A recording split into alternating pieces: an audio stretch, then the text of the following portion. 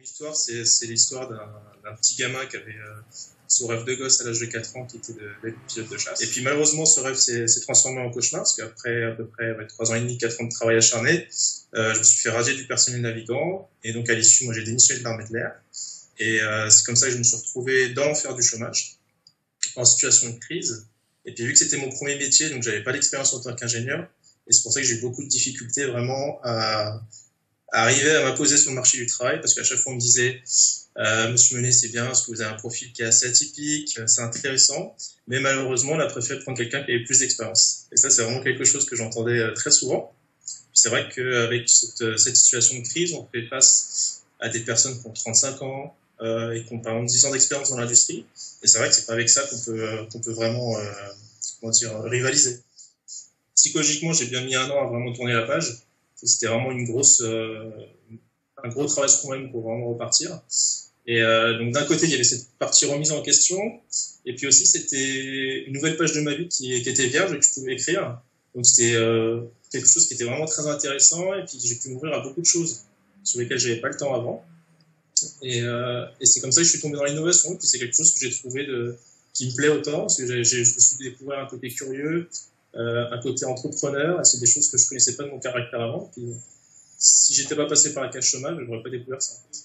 On a beaucoup de temps libre. Alors, au lieu de rester abachi dans mon canapé, je me suis mis des coups de pied au derrière. Et puis, je me suis bougé à aller rencontrer des gens. Par exemple, j'aime bien, moi, tout ce qui est vin et tout ce qui est cigare.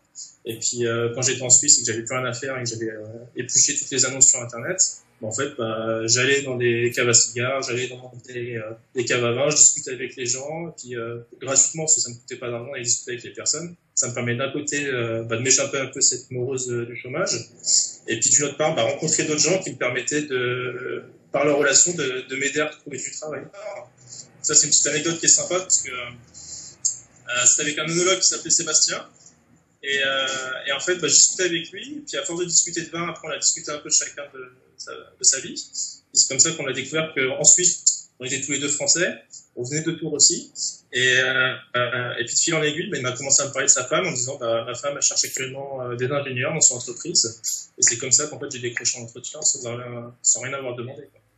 Et puis c'est là que j'ai vraiment touché du doigt ce qu'on appelait le marché caché, moi ce que je connaissais pas à l'époque. Je suis tombé dedans par hasard avec ce Sébastien en fait.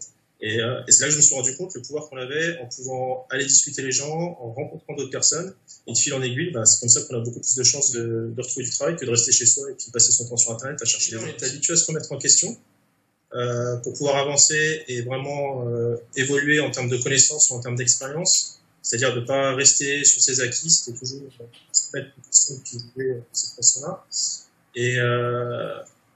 Et donc, d'un seul coup, il n'y a pas ce problème d'ego, en fait, quand on a l'habitude de se remettre en question. Et je pense que c'est ça qui a fait la différence, c'est-à-dire que j'étais capable de dire à quelqu'un oui, je suis au chômage sans en avoir honte. Mais comme je le disais, c'était oui, actuellement je suis au chômage, mais c'est pour partir sur quelque chose de mieux. Et c'est ce côté la remise en question et sortir de sa zone de confort qui a vraiment fait la différence.